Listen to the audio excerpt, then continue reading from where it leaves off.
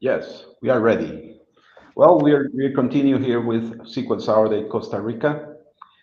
Thank you to Patrick David that is here today to talk about Dataverse inside Power Automate. Uh, Patrick, again, thanks for your help with this SQL Saturday, and the floor is yours. Please. Awesome. Thank you very much, Eduardo. I appreciate it. So thanks everybody for having me. This is my talk, Intro to Dataverse inside of Power Automate. A quick thank you to our sponsors. So without their support, this wouldn't be possible. So thanks to Microsoft and Comunidad Windows. We appreciate their help and support to make this available and bringing in speakers like me from around the world. So it's great. These virtual talks can bring everyone together. A little bit about me. So my name is Dave Patrick. You can reach me out at Twitter at David E. Patrick.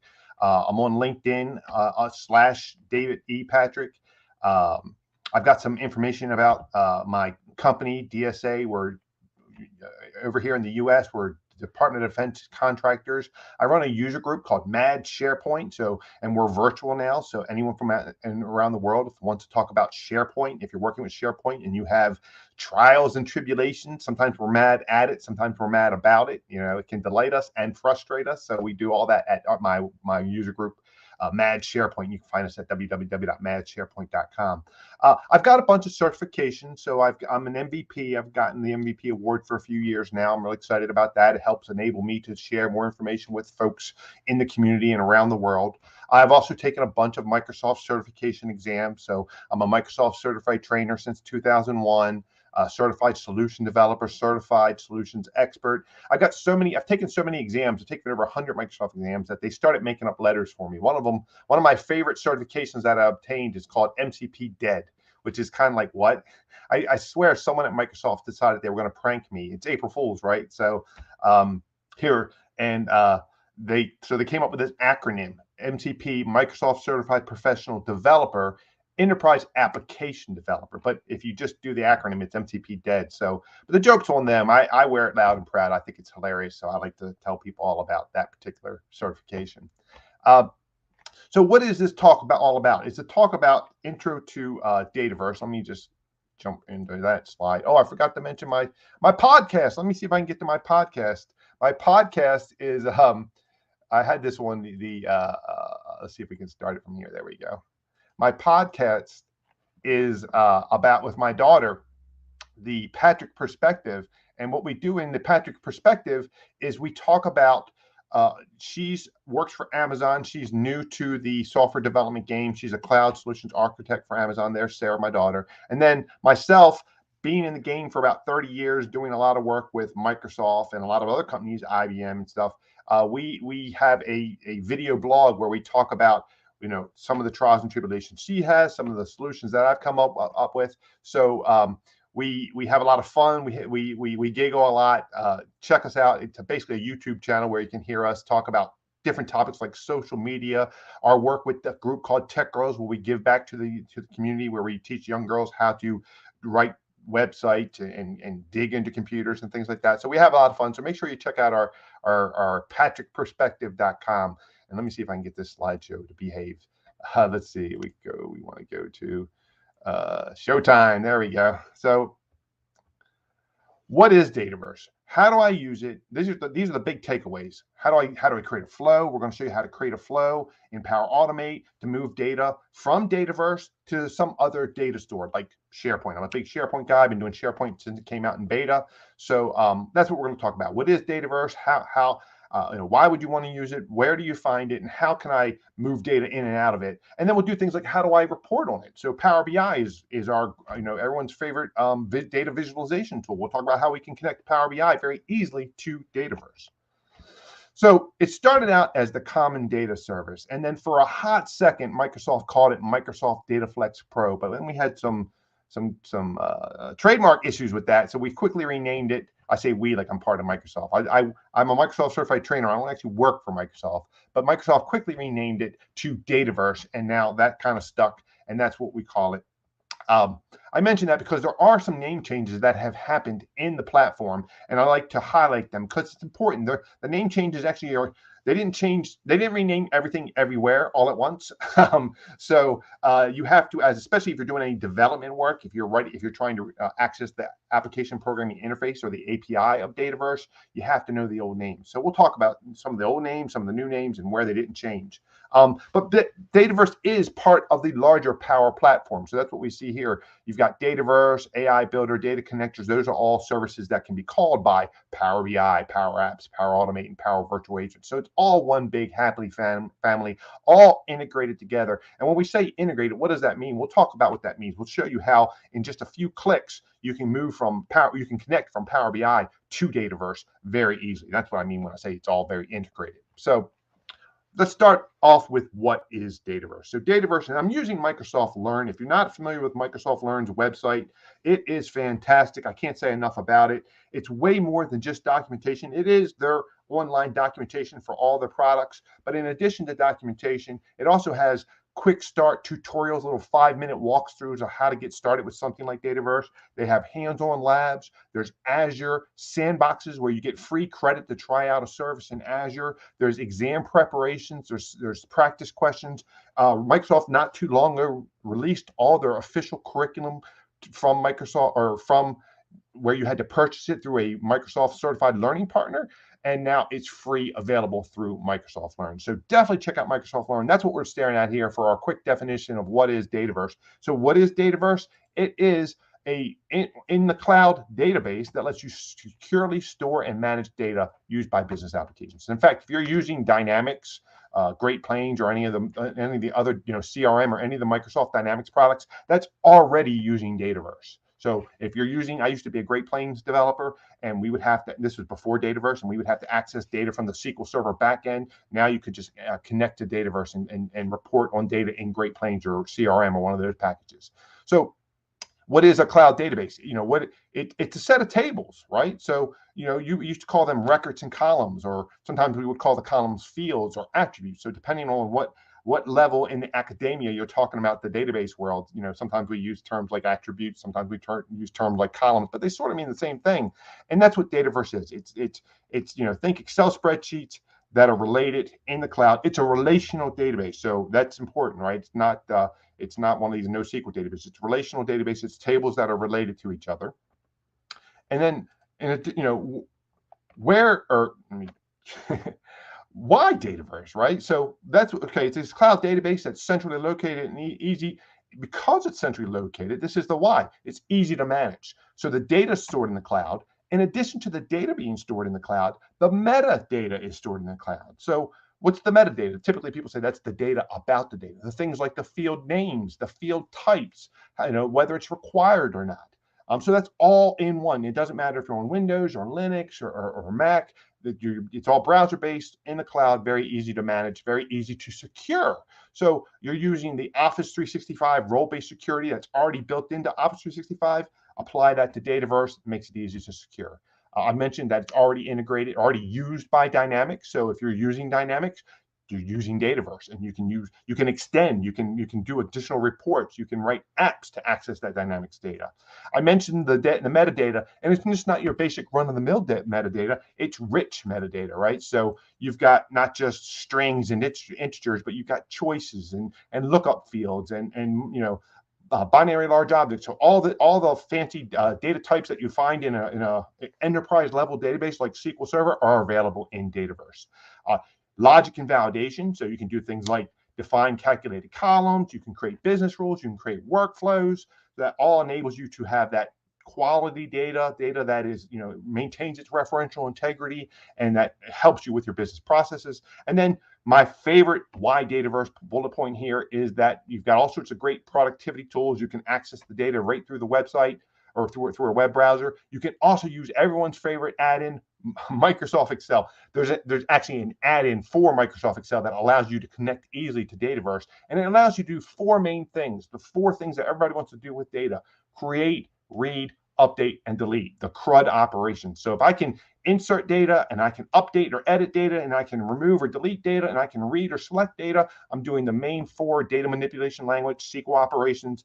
Excel, this add-in with Excel allows me both to read and write from Dataverse, which blows people's mind, because I've got these folks that that it's their data. They've got it in an Excel spreadsheet. They think it's a database, and I have to convince them to move it to Dataverse. And like, I'm going to lose access to my data. I won't be able to access it through Excel anymore. Well, nothing could be further from the truth. You can still access it. You can read it and write it through Excel through this add-in, and I'll show you how to do that. It makes it really a wonderful way to still have those folks that are very familiar with Excel still be very, very productive while using Dataverse, while moving to Dataverse. So enough of that. Let's see what Dataverse is. So this is Dataverse. Now, it's funny, if you go to Dataverse, and I'm just going to jump out here for a second to my actual Office 365. This is the one I use for my user group, Mad SharePoint. So if you go to, office.com or any of these sites, I'll go here to office.com real quick.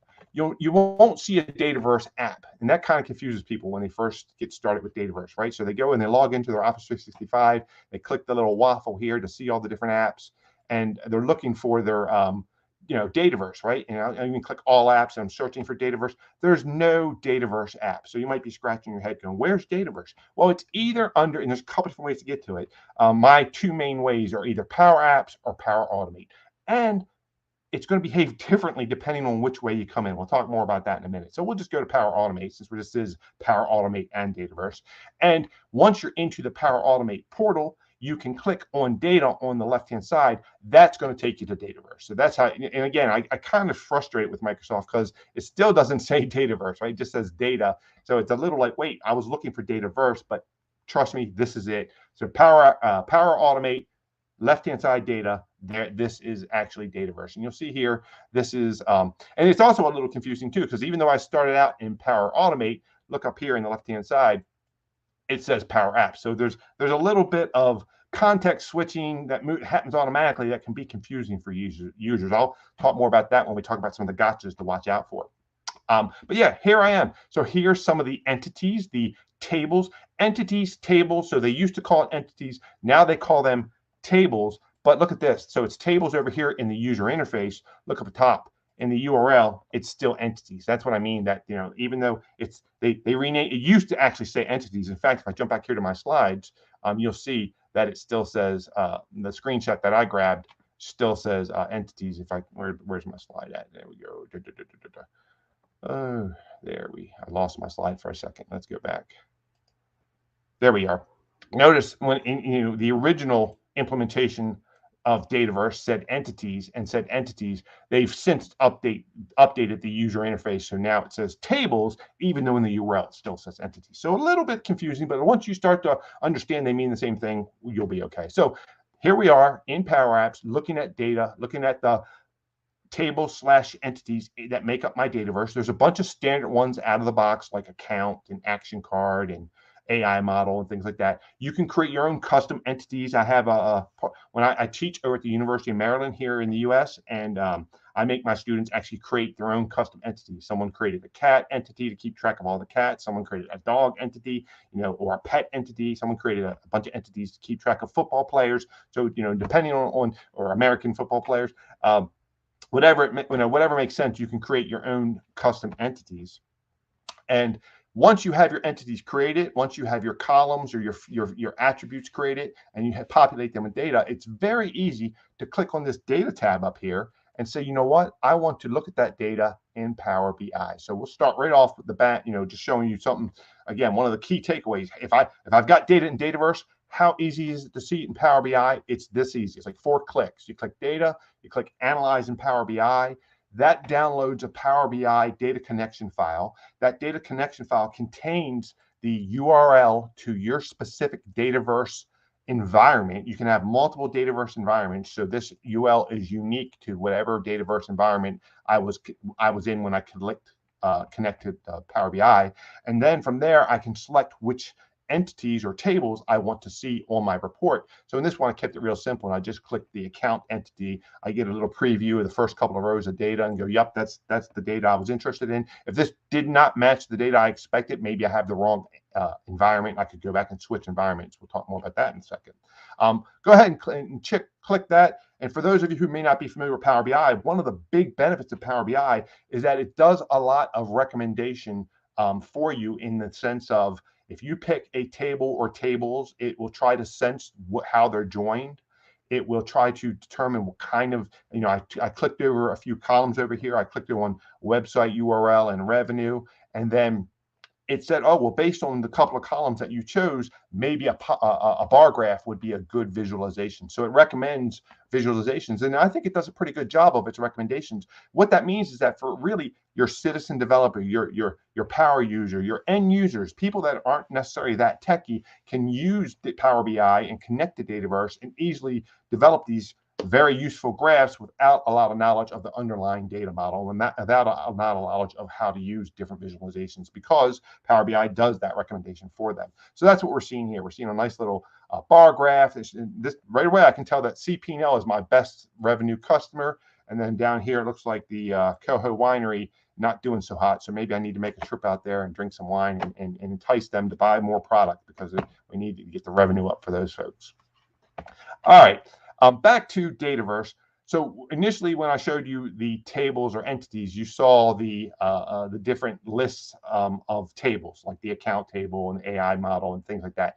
Now I went and I clicked on a specific table. I clicked on the account table, and now I've drilled in and I'm looking at the fields or columns or attributes of that particular table. So you can see, and now we can get a better look at some of the metadata that we're able to manage in the browser. So you see things like the account ID, the account number, address one, whether or not it's standard or managed, the different data types, text, optional, unique, floating, whether they're required or optional, whether they're searchable or not. So, you've got the fields, you've got the relationships, and if there's any business rules, if I could set up views and forms on this data, I could create a dashboard in Power BI, add charts and keys. And then if I actually want to look at the data all the way at the end there, I can click on that. And now I'm viewing my actual data in Dataverse. So I can go in here and I can do all 4 operations: create, read, update, delete. If I want to come in here and I could add a record, I could click on these records and edit it and update it. And you can see this is some of the sample data in Dataverse. In fact, what we're looking at is sample data that I loaded through something called the Power Apps Community Plan. We'll talk more about how you can get started with Dataverse yourself for free from Microsoft. There's a couple different ways that you can create your own Dataverse environment, load it with data if you want. This is sample data. That way I didn't have to start with like just a blank sheet of paper. We talked a little bit about terminology. There's a link here that goes into more in-depth detail, and I've got it embedded in my slides, so when you download the slides later, you can just click the link. But what it does is it talks about that if you're in the user interface, then you're going to see things like table and column and row and choices and yes and no. But if you're using the software development kit, you're still going to see the old entity, attribute, record, option set, pick list, Boolean. And that's because when they first came out, this is what we used, and people wrote code against these names. So Microsoft didn't want to break code that people already wrote. And so we had to stick with the original names in the software development kit. And likewise, we had to stick with the original name in the application programming interface. So the application programming interface, for whatever reason, also used slightly different names, but we're sticking with those as well. So it does make it a little difficult. As a developer, I have to kind of keep track of where I'm at, and the table means entity, entity means entity type. Again, depending on what particular, if I'm in the UI or if I'm using the software development kit or if I'm using the API. But it just takes, takes a little bit to get used to, and then you kind of say, okay, it's just like a different language. All right, so let's get into it. Let's talk about using Dataverse. So I talked about what it is and why you will want to use it. Let's actually see how to use it. Let's create an automated flow that will take data out of Dataverse and put it somewhere else, like in SharePoint. So to do that, we have to create a flow in Power Automate. And when you create a flow in Power Automate, the first thing you have to do is figure out how you're going to trigger it, right? You generally, if it's an automated flow, there's other kind of flows, but if we do an automated flow, it has to be triggered by some event. So like when a record gets selected, or if it gets first created, or it gets deleted, or it gets updated. Again, there's 4 CRUD operations. So depending on when one of these things happen, I'll then have an action that will, in my case, I'm going to copy the record from Dataverse and put it in SharePoint. So the scenario in my head is, what we'll do is I'm using Microsoft Great Plains. Someone adds a new account, and I want someone in SharePoint, a list in SharePoint, to be added that new account, so that someone in SharePoint can see the new account without having to log into Great Plains and see it in the actual Great Plains application. So let's take a look at creating a flow. So in this demo, we're going to go and create a new flow. So I'm in Power Automate. I'm going to click on New Flow. And I mentioned there's different kinds of flows. I'm going to create that automated flow. That's one that is based on some condition. Give it a name. I'll call it, this is my new account flow. And then I've got all these different triggers, right? So I want to find the one that's specific to Dataverse. So I'll go ahead and type in there Dataverse, and it'll show me just the Dataverse triggers, because there's way too many triggers to sort through one at a time. So we see that very first one is when a row is added, modified, or deleted. That sounds good. That's what we want. We want whenever a new account gets created. So I'll choose that trigger. And then from there, I'll say, okay, well, which type, what specific one do I want? And I could do all three. I could just do add it or delete it. I'll do add it. The next thing I want to know is which table in my Dataverse environment do I want to connect to? I'm going to connect to the account table. So I'm going to give it a second to look up all the different tables that are available. There's the account table, so I'll select that. And then the next thing it asks for is what scope. Is this for the whole, a business unit, the whole organization, just a specific child business unit, or maybe just for a user? So this is for everyone, so I just say the whole organization. Now, there are some advanced options. I'm not going to fill any of them out, but if you want to see them, you could select just certain columns or just certain rows. You could run as a different user. All that good stuff. Let's add the trigger, or let's add an action now. So we've set up the trigger. Now we want to do an action. What are we going to do based on when that event happens? When a new record gets added to the account table, I want something else to happen. So what I want to happen is I want a new record to be added to a SharePoint list. So let me just fast forward a little bit. This is interesting. When I recorded this demo, it took an unusually large amount of time for it to get all the actions. And what I found out was it was being caused by my slow Wi-Fi at the time. So I like to point this out because users will sometimes call you up and say, hey, the Dataverse is crashing, it's slow, the website's super slow, because this does appear that it's a slow website. It's not. It was because I had slow Wi-Fi. So don't be fooled to thinking the cloud is slow. It's the old adage, it's not you, it's me, right? It was actually that I just had slow Wi-Fi. So I went in here, I'm looking at my different options. I see there's built-in ones, there's standard ones, there's premium ones. None of them were loading. It took me a minute to figure it out. I'm going to fast forward to where I actually, there we go. Now they're loading. And then eventually I'll go to the SharePoint one and find it. There we go. So when they finally loaded, I found my SharePoint actions and I clicked on the create item action. So when I click that create item action, just like we did with the trigger, it's going to bring up a template that allows me to fill out what information I want to pull from Dataverse and stick into SharePoint. And the initial thing I have to do is say, where in SharePoint am I going to put this data, right? So there's my create item action.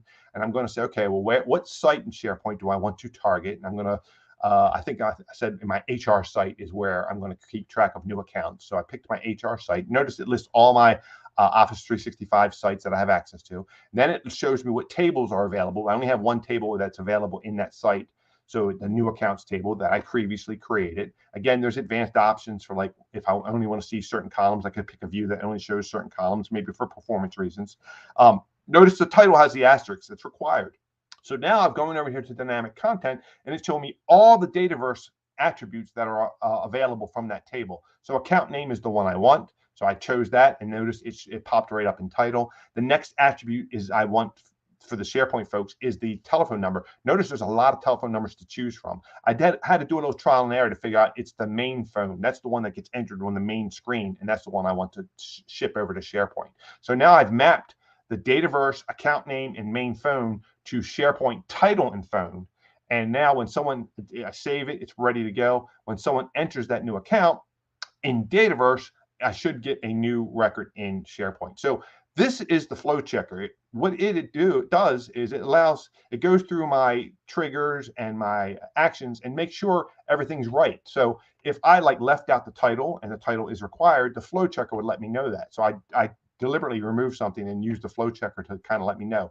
If I try to fix it incorrectly, where I'm just typing the name in and not choosing it from the dynamic content, again, the flow checker is going to let me know that there's a problem. So you've got to make sure that you choose it from Dataverse, that it's a properly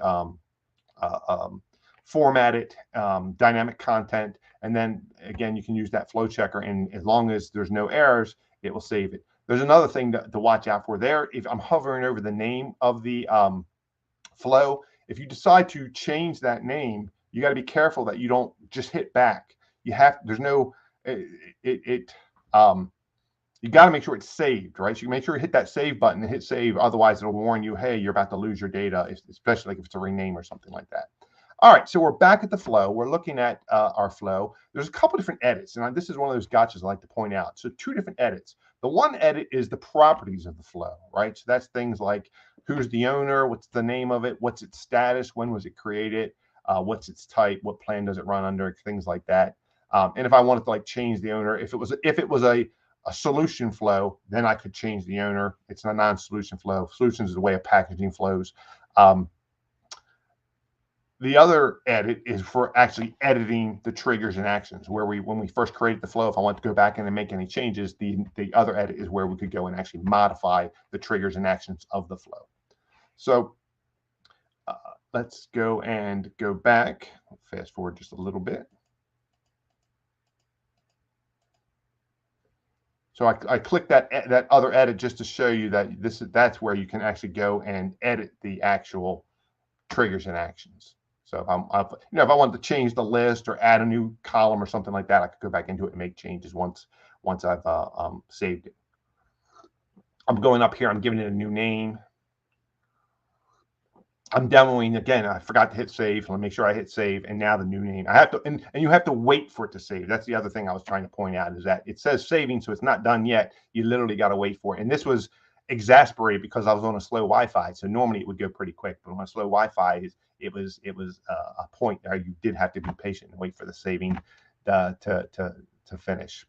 All right. So we created the flow. Now let's test the flow. Let's get in there and figure out how we run that flow. And there's a couple different ways you can do it. So we'll come in here and we'll say, all right, we've got our flows. We'll go into my flows to see the cloud flows that we've created. And it's interesting, when you first create your flow, it's going to show up under cloud flows. If you share it with anybody, it will move to the shared with me tab. So even though you shared it with someone else, it moves to the shared with me. That's another gotcha to watch out for. So let me see, I'll fast forward through some of this real quick. There's that's the entities that we talked about, and the environment. So I wanted to point out that this URL here, this GUID, is the environment that I'm running the flow in. So sometimes it can be a little tricky. Let me just pause this for a second. I'll go back and show you in my actual environment. When you're in your flows, so here I am in Power Automate, and we're looking at my flows. So the 2 points I was trying to make is, when you have a cloud flow, they show up under cloud flows, but if you share this, if I take this particular flow here and share it with someone, it's going to move to this tab. So sometimes my users will call me up and say, Dave, I created a flow, I shared it with Joe, and now I don't know, where did it go? It went under the share with me because you shared it with someone else. The other thing to watch out for is what was it? The environment, right? So this right here, I'm in my default environment, but it's very easy to change to, there's other environments. We'll talk more about environments in a bit, but if you switch to another environment, notice the URL changes up here, and you might be you're looking for a flow that you just created, but if you're in the wrong environment, you're going to see a totally different set of flows. In fact, this particular environment doesn't have any flows. So I've had panicked users call me up, Dave, I'm looking for my flow and it's gone. Oh my God, I'm gonna delete it. I'll say, no, just check your environment. You're probably in the wrong environment. Make sure you're in the environment that you originally created the flow in. And then once you get that right environment, you should, if you shared it with someone, it'll be under share with me. If you didn't, it should be under cloud flows. So those are some of the things to watch out for. All right. So the rest of this, as we're going in here and we're testing our flows, let's see, we'll fast forward through some of this real quickly. We'll go into the account. So I went back into Dataverse. I went into my tables. And what I'm going to do is I'm going to add a new account, right, through the Dataverse user interface from the web. So let's do that. So we'll come back in here. We're going to go and add an account.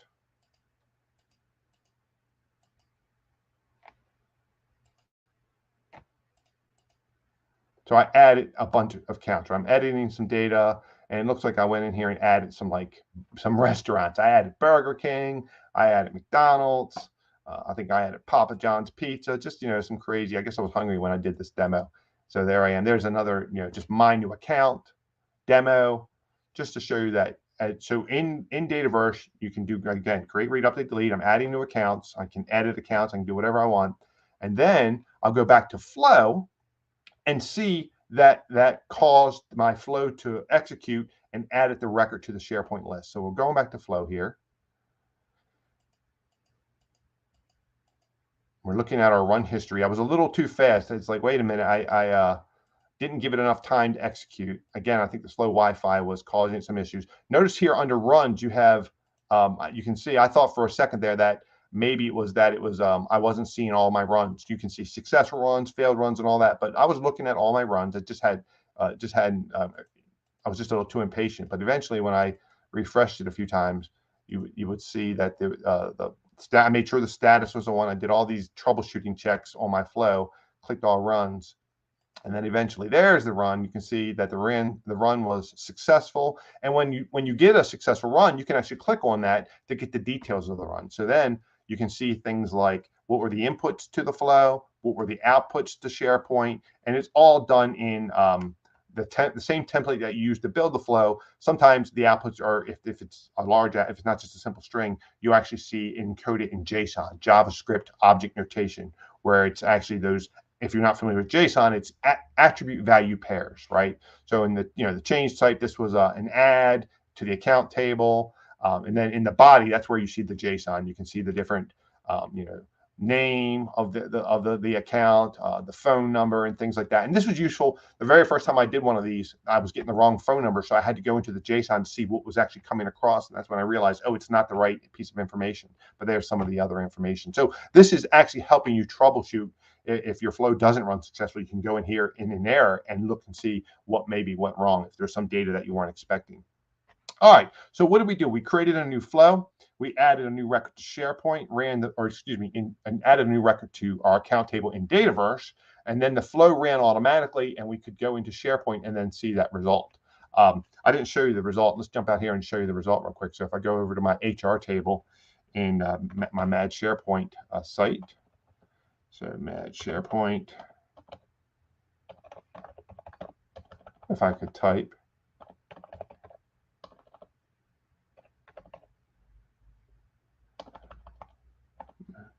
SharePoint.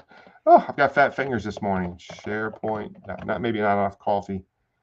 And we want the sites /HR. There we go. Whew. That should list the lists that I think I called the list new account. And then in the new accounts table, let's go to our site settings here. Where is our site settings? It's taking a second to load.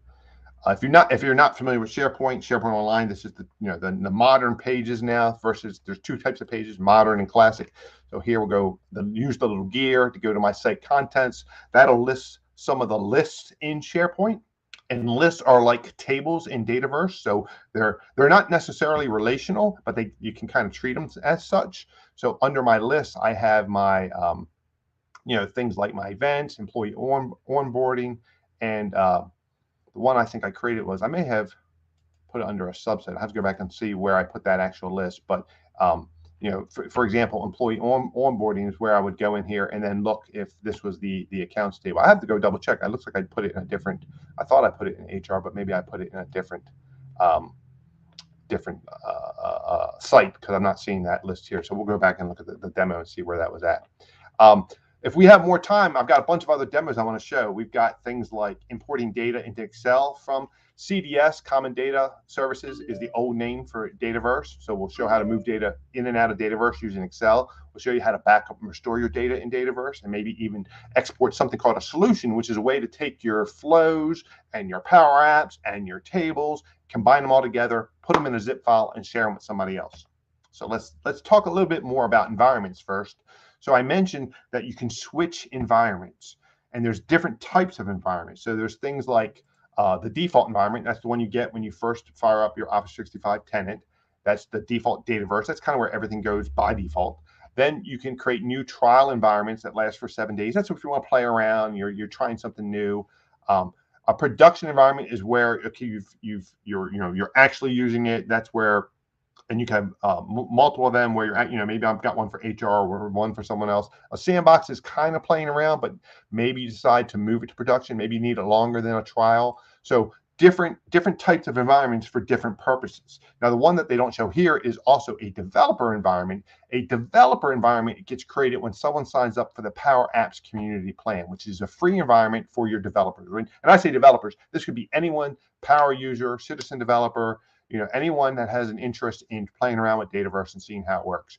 When they sign up for a Power Apps community plan, a new environment gets created in your tenant. So if I go back to my Mad SharePoint for a hot second, you'll see if I click on environments, I've got demo 1, demo 2. Those are just regular environments, but ones with names in front of them, Bailey and myself and Rick, they're all developer tenants. So they signed up for the Power Apps community plan, and they got created so that as an IT person, I can go in and I can still manage, I can switch their environments, I can see what kind of things they're doing in there, what tables they've created and help them out, make changes. So they're still managed under my umbrella, but they have total control over that environment. So that's the nice thing about the Power Apps community plan. The alternative is you can also get the Microsoft Developer 365 developer plan, where you get a whole tenant. We'll talk more about that in a minute, but that's completely separate from the work, and IT doesn't really have purview to that.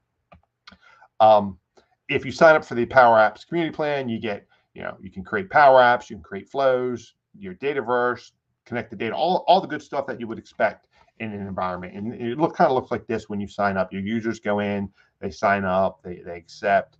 They have to create a database in their environment. So there's my developer environment up in the corner because I just signed up, but I do need to create a database, a Dataverse database in my environment. And then once I create the database, you have to choose, or as part of creating the database, you have to choose which currency, what language. You can choose whether or not to include sample data. I like to include sample data. I recommend all my developers include sample data so that they have data to work with and they're not trying to populate it themselves. Again, be patient. It is a cloud environment. So the very first time I did this, it just came up with this error message, and I thought, this doesn't work. This is trash. No, the truth is that I just wasn't patient enough. I had hit refresh a few times, and then I saw my Dataverse entities be created. My tables were created, and then they had data in them too. You can find more information about your environments in the Power Platform Admin Center. So when you go to the Power Apps and you click on the little gear here and you click Admin Center, this takes you to this Admin Center that you can see any environments you have access to will be listed here. And you don't have to be an admin to go to the Admin Center. So at my work, I'm not an admin. I'm just a regular user at the Army. And there, I still can go to the Admin Center and see whatever environments I have access to. I won't see them all, but I'll see the ones I have access to. So in this particular screenshot, I'm the global admin, so I can see everything. And what's nice about this is you can see the different types, right? So Microsoft Teams, when someone creates a team in Microsoft Teams, it can automatically create, if you install Power Apps to your team, it will create a Dataverse to support data apps in that team. So that's what these are. These are Microsoft Teams Dataverse, which, by the way, come from a license standpoint, they come with Teams, so there's no extra charge for that. There are some limitations, and we'll talk about what those limitations are for a Dataverse that's a Teams Dataverse versus regular Dataverse. This is a regular Dataverse. It's in production. This one specifically was a Teams Dataverse, and I promoted it to a production Dataverse, which means I paid extra for it. I increased the licensing. I'm using premium licensing, but I wanted to have more data. I wanted to have more than the limit on a Microsoft Teams Dataverse. And then down here, you can see the developer environment, and then, of course, the default environment all the way at the bottom. So I love the Power Platform Admin Center to show me my different environments, show me the different statuses of them, how much data is in them, those kind of things. You can create new environments. If I wanted to create a new, you can the sandbox, production, trial, all that good stuff. All right. So we got time. Let's take a look at how to move data back and forth from Dataverse with Excel. So in this demo, we're going to go and go into our one of our tables that we created. So this is an app I created that was dealing with keeping track of computers. And one of my users said, hey, Dave, I want to update that computer's data, but I want to do it I'm real familiar with Excel. Can I do it with Excel? You absolutely can. You just click on the tables like we just did, click edit, and that downloads that Excel file, just like we did with the Power BI file where we downloaded it and had the configuration to the environment. This downloaded an Excel file that is configured to my environment again and has this Power Apps Office add-in that automatically signed me into that Dataverse and pulled down all my data. So now I'm going through and saying, all right, let me make some changes. So I've updated a different date here, and notice that in Excel, what the add-in is doing, it's looking up, so if I've got a lookup field, it gives me valid values to change the lookup to, right? So if, Diana is a valid user in my Dataverse, and Tracy's a valid user in my Dataverse. So I'm not just willy-nilly typing in names. I might get it wrong. So as I'm going through here, I'm doing things like inserting new rows, editing existing rows. In a minute, I'm going to remove one of my rows. So I'm doing all the data operations that you would expect or need to do to any kind of database in Excel. And then the part that really blows my mind is that once I'm done, the add-in keeps track of any insert, update, and deletes that I do, and I will publish them back to Dataverse, and it will write them back to my Dataverse environment. So once I get through here and start finish making my changes, and I'll hurry it up just a little bit. What are we doing there? We're adding some more data. I think we deleted a row. So now we're finally going to publish them. And it says, hey, I also made some changes to some read-only fields, so it's going to throw those away. You can't change a read-only field. But it says, looks like you added one row, you updated 4 rows, and you deleted 1 row. So in order to make those changes, I'm going to publish them. Are you sure you want to send them back to Dataverse? I'll say yes. Sends them back to Dataverse, still logged in, and now it refreshes my screen there, and you can see that the publish was successful. The workbook was updated as well, and now if I go over to Dataverse and we want to see the data, we can. So we'll go here, we'll click on Edit to see the data, this time in the browser, and we'll see that those changes were made. So I'll just fast forward just a little bit. There's all the changes sent up to Dataverse. So again, a really, really powerful way for you to enable your users to still use the tools that they know, like Excel, but now work with the data in a centrally located place that can be backed up and managed by IT versus stored on a shared drive somewhere that you don't know anything about. And when they lose it, they come crying. You don't want that. All right, let's take a quick look at importing and exporting solutions. So this is, I've got my Dataverse. I've created some tables. I've created some Power Apps, maybe some flows. And now I want to combine them all into a nice little package that I can share with another company or another environment, or maybe I want to include it as part of a continuous integration, software development lifecycle process. So I'm going in here, I'm choosing what? Computers table in Dataverse, the equipment list demo table in Dataverse, and I think I've got, I'm going to say, let's go ahead and export those as a solution. I picked one more, what's for lunch. Now notice that, actually I picked the apps, my bad. But what happens is, the reason I picked the apps is I want to show that this export process is smart enough to search that the app may have dependencies on existing Dataverse tables. And indeed, 2 of them do. So I can say, yes, not only do I want to export the apps, I want to export their dependencies as well. So it's going to not only take the Canvas apps, but the Dataverse themselves, or the tables themselves, are also going to be included in this zip file. So now it's just a zip file. I can pull that up in a folder. I can email it to someone. It's not very big. I can, if I had a lot more data, it could be larger, but in this case, it's not very big. And then I'll switch, just for demo purposes, I'll switch to a different environment now, a different team, and I'm going to import what I just exported into this new team. So in this new team, I'm going to import that zip file. You'll see what the import process looks like. And it's, again, not very sophisticated. We just click import solution. You browse out to the file and then choose it. And it gives you some options to include everything or maybe exclude something. So maybe if I already had an existing equipment table and I didn't want to overwrite it with the one I'm importing, I could unselect that. So, there they are. That's everything. Maybe I don't want ones for whatever makes sense. I can choose, and then I can import them into my new environment. So that's the question I get asked a lot is, Dave, I've created all these things in my developer environment, but now how do I deploy it to production? This would be one way that you could use to deploy your customizations to production from your developer environment. And then this is just some screenshots showing the kind of the before and after and how it's all been imported into the new environment. Now, I wanted to show you that was a successful import that I did. It is possible that they could go wrong. A number of reasons that could cause an import to fail. Maybe an unsupported feature, someone's going from an older environment, or there's different tenants out there. The DoD, Department of Defense, has a certain version of Office 365 versus commercial Office 365. So when you're moving between different versions of Office 365, if you will, you can have issues. So I did something so that this last one failed. I actually made it fail. I forget exactly what I did, but I just wanted to show you where you could find, if you did an import and it failed, here's where you, under the Power Apps, you could go to Solutions and then look at the history of all the different imports that have happened. And if you're on failure, you could click on that and get more information about the error that happened, and then you could address what that error was. So that, things don't always work out 100%. Here's one way you could go in there to find more information if something did go wrong. All right, let's do backup and restore. So backup and restore is always a good one. I was a database administrator for 10 years, and that was sort of the main purpose of my existence, to protect the data. If one of my developers blew away all the passwords, I had to be able to restore from the database. And one of the great things about Dataverse is that you automatically you have backup restores available to you. Not for a long time though.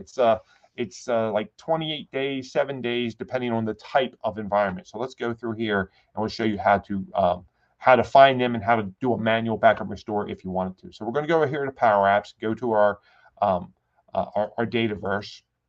And then once we go to, I'm just kind of knocking around here, showing you some of the things, some of the other environments, some of the other screens that you can find, like the history of different imports and things like that.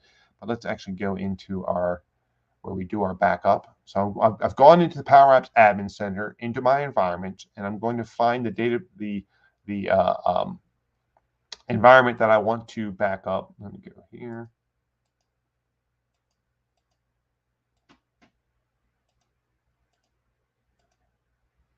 So here's I want to back up my HR News environment. So I'm going to go to HR News, go to backup, and say create. So again, Power Apps Admin Center, environment, pick your environment, give it a name, do the backup. It's that simple. I made it look complicated because I was playing around with all the other options. There's a lot of options in the Power Platform Admin Center. But yeah, so just find your environment, do the backup. If I want to see my backups, I go to look at the backups, and you can see there's my manual backup. And again, you'll get automatic system backups as well. So you don't have to rely on a manual backup, which is kind of nice. Hey, I just made a mistake. Let me go to my system backups and pull back from yesterday or whatever you need. And again, I think by default, you get 7 days in your developer environment, in your trial environment, 28 days for your production environment. So there's the backup. Let's see, do we do the restore? Now, there is one thing I like to point out, is that when you do a manual backup, especially when it's not a lot of data, but it's relatively quickly, right? And then now doing the restore takes an unexpectedly long period of time. And when you first go do the restore, you might get an error message like this. Again, from the cloud environment, you might think, oh, something's wrong with the server. It's not. Again, I'm just impatient. So if I fast forward here, I did refresh a few times. I clicked around wondering what was wrong. Nothing was wrong. Again, I was just impatient. The backup was running, and once eventually I got to I waited for the restore to finish, it did show up as expected.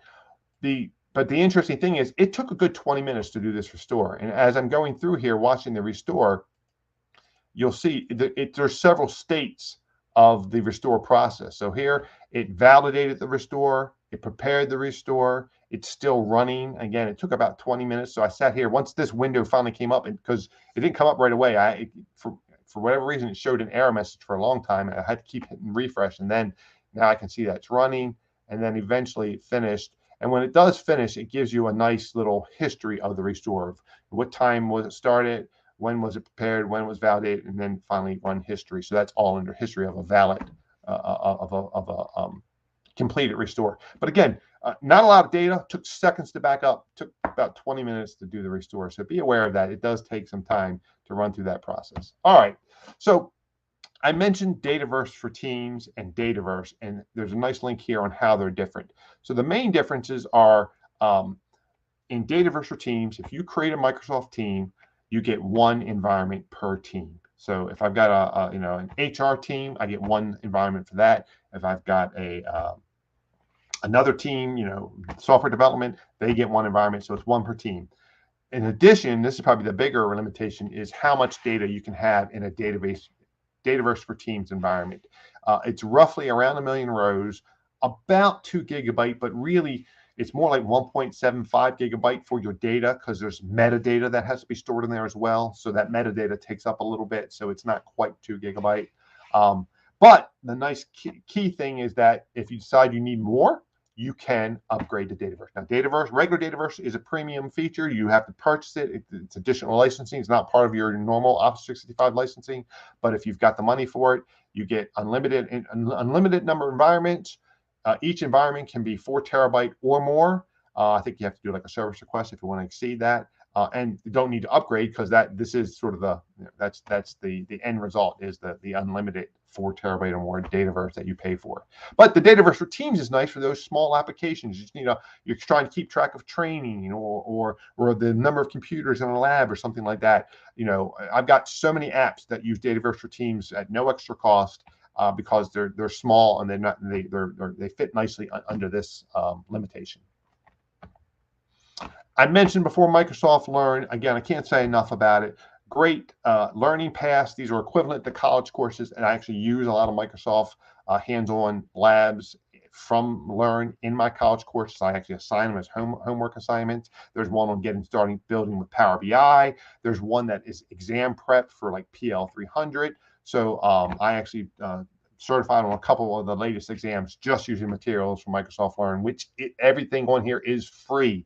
So I always hear people talk about, well, I'm going to go buy Udemy or some of these other training packages, but there's a lot of available stuff for free directly from Microsoft that you should definitely check out before you go and pay money for some other kind of training.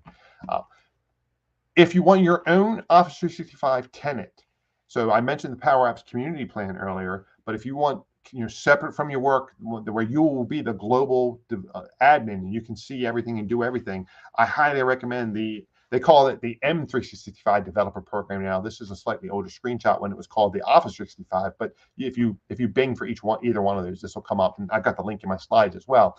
By joining this, you get this free developer sandbox. It's your own Office 365 tenant. It gets renewed every 90 days as long as you're using it. Now, it's not for production. It's meant for like training and exam prep and things like that. But I've had one for years from part of my user group. I've had it for like 8 years now because every 90 days they just, hey, you've been using it, you get to renew it. So it's a great resource to play around. You can load it with sample data packs just like we did with the Power Apps community plan. So you're not starting with a blank slate. And did I mention it was free? It's free. So I highly recommend that. Other questions I get about Power Automate, I get a lot. The last time I did this talk just last week, or no, about a month ago in New York City, and I said, please don't ask me about licensing. I'm not the Microsoft. I don't work for Microsoft. I'm just a Microsoft trainer. So there is a link here if you want to know all about Microsoft licensing. So for my part, I see no evil, speak no evil, talk no evil. But there is some links out here where you can find all the information from Microsoft about what licensing do I need when, and how does it work when I have guests and things like that. So a lot of great information out there. I encourage you to go out there and check out that link for specific questions about licensing.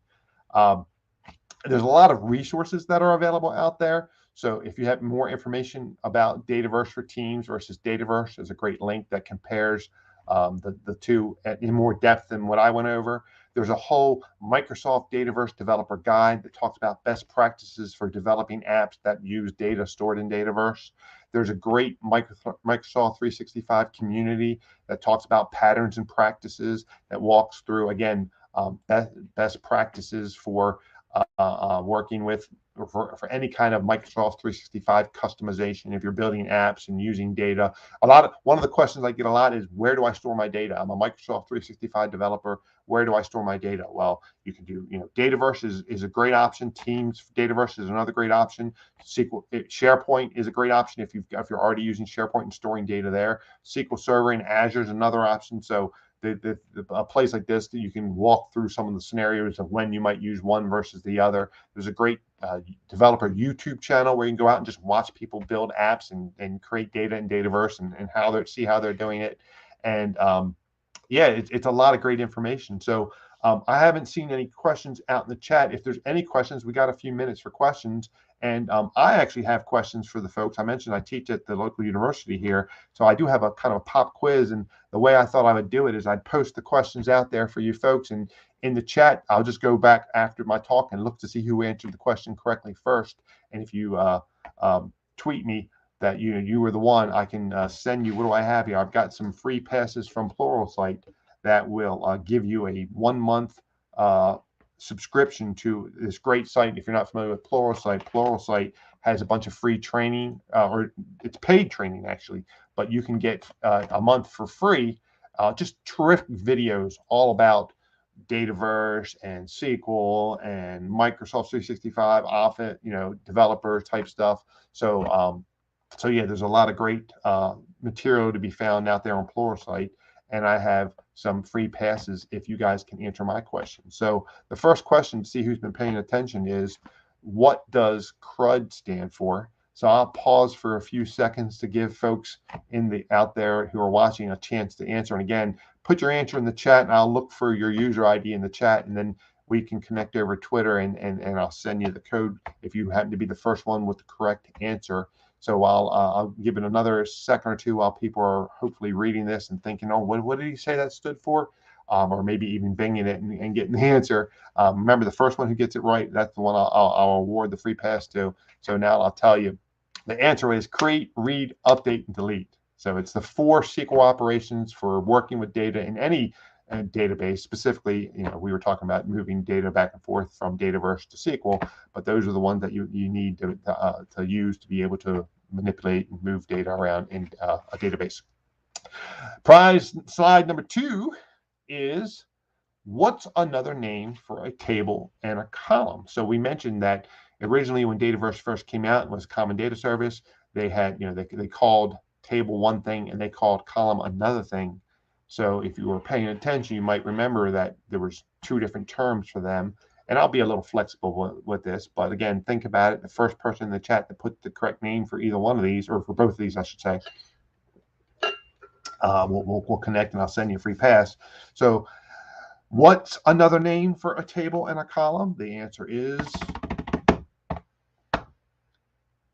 entity and attribute. So when Dataverse first came out, we had entities, and you might remember I had that old screenshot that actually said, and even in the URL, right? If I flip back over there to the URL, we saw that it still uses the word entities up there. And remember, I mentioned that in the SDK and the API, it still will refer to entities sometimes and attributes for columns. So entity and attribute are I call them the academic names for table and columns. All right, last prize question. Again, make sure you try to be first in the chat. This is always a tough one. When I do this talk in person, I usually am met with stunned silence, but what does MCP dead stand for? So I remember I mentioned in the beginning, I've got all sorts of certifications. The question is, what did this one? I told you what it stood for, but what did it stand for? This is a tough one. So I'll give you a hint. Again, first one gets it in the chat, I'll connect with you and we'll send you a free pass. It's Microsoft Certified Professional. Now, what's the rest of it stand for? That's a tough one. It's hilarious. I don't know why. Again, I think someone pranked me. Being April 1st, it's appropriate. All right, so I'll put it out there. The answer is Microsoft Certified Professional Developer, Enterprise Application Developer. And it's a mouthful. I go, oof, man, every time I say that, I think, oh, what were they thinking? But it's an older certification. I think I got that when I passed my VB6 tests, and SQL Server 7.0 is what I had to pass in order to gain that particular certification, which is hilarious. So thanks, everyone. Hopefully you enjoyed my talk. And again, if you have any questions, we got just like another minute or two. Feel free to put them out in the chat. And then right after the talk, I'll go out there and see if I can try to answer any of them as they come in. So I appreciate it very much. Hopefully you got a nugget or two of information. You understand what Dataverse is and why you might want to use it. And Patrick, excellent presentation. A lot of content, very useful content. Awesome. Thanks a lot. I hope you will participate with us in a new webcast. Absolutely. I love it. Okay. Thank you. Thanks. Bye-bye.